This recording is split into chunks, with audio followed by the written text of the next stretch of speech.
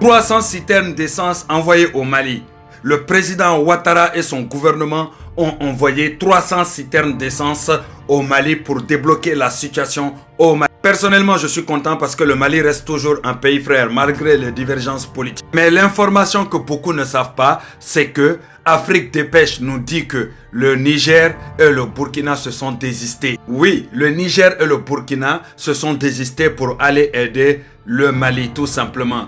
Et moi j'y crois. Vous savez pourquoi j'y crois? Parce que en tant qu'AES, dès qu'un pays a un problème, tous les autres ont le même problème. D'après leur slogan. Aujourd'hui, le Mali s'est retrouvé dans une urgence concernant l'essence. Donc, le Niger devait prendre une partie de son stock, le Burkina devait prendre une partie de son stock et puis le diriger vers le Mali. Mais au lieu de ça, ils se sont désistés. Et qui est venu aider le Mali? C'est la Côte d'Ivoire. Et j'ai vu certains activistes, au lieu de féliciter la Côte d'Ivoire, au lieu de remercier la Côte d'Ivoire, essayent de justifier en disant oui, non, c'est pas gratuit. C'est pas gratuit, mais en temps normal, dans l'urgence, l'essence coûte 10 fois plus cher. Mais la Côte d'Ivoire a décidé de vous le faire au même prix que d'habitude, malgré l'urgence. Alors que l'essence coûte plus cher dans votre pays que même celui que la Côte d'Ivoire va ramener. Parce que la Côte d'Ivoire a décidé de maintenir ses prix malgré tout ça. Si ce n'était pas le cas, la Côte d'Ivoire aurait pu vous vendre ça 5 ou 6 fois plus cher. Ça c'est de 1. Et de 2, les stocks qui sont là, ils sont prévus pour d'autres pays. Donc la Côte d'Ivoire a dû empêcher d'autres pays de recevoir leur essence et vous le donner dans l'urgence.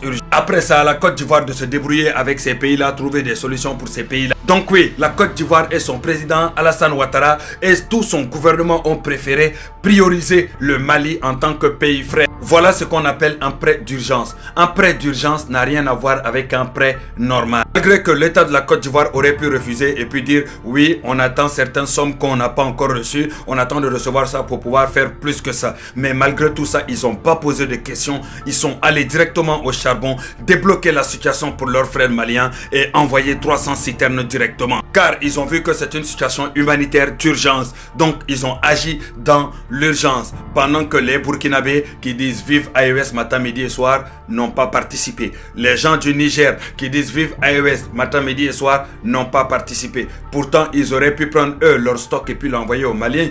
Ça aurait été réellement le bon fonctionnement de l'AES. Mais au lieu de ça, ils sont où? Le même président Alassane Ouattara que votre Maïga insulte matin, midi et soir, et Keïta et autres manquent de respect matin, midi et soir, c'est ce même Alassane Ouattara et son gouvernement qui sont venus débloquer la situation assez rapide. Et ça, ils l'ont fait pour le peuple malien et pour la population malienne, parce que le Mali et la Côte d'Ivoire sont de base des pays frères. L'État de la Côte d'Ivoire ne se gère pas sur Internet, parce que si c'était le cas au jour d'aujourd'hui, l'État de la Côte d'Ivoire n'aurait jamais aidé le Mali. Et heureusement encore que l'État de la Côte d'Ivoire ne prend pas en compte tous les insultes et tous les attaques que les activistes de l'AES font envers la Côte d'Ivoire et son président. Pour ceux qui se demandent, c'est les entreprises marocaines et le groupe Lithium Mali qui ont mené les négociations pour que les choses puissent aller le plus rapidement possible. Au départ, la Côte d'Ivoire s'attendait à ce que le Niger et le Burkina viennent en aide au Mali. C'est-à-dire ils utilisent leur stock qu'ils ont mis à côté, une partie de leur stock pour venir débloquer la situation au Mali.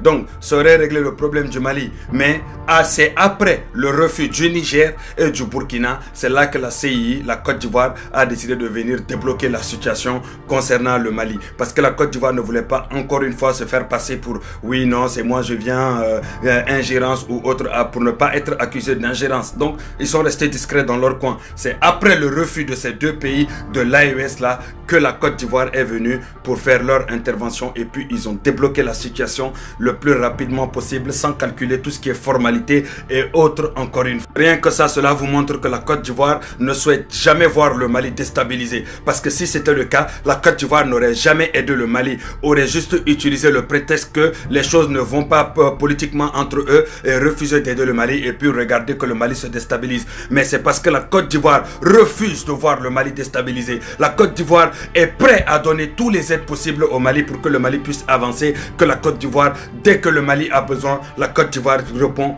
présent. Et vous les Burkinabés qui aiment crier la Côte d'Ivoire veut nous déstabiliser, veut nous déstabiliser. Alors on dit quoi? On dit quoi?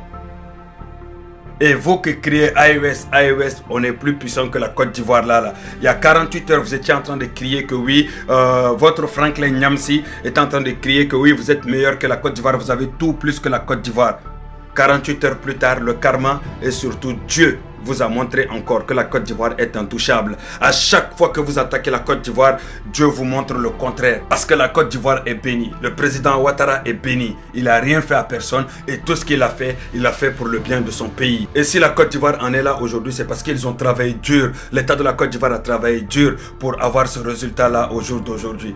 Vive la Côte d'Ivoire, vive le président Ouattara et force et courage à nos frères maliens. On espère que petit à petit, les Africains commenceront à être conscients.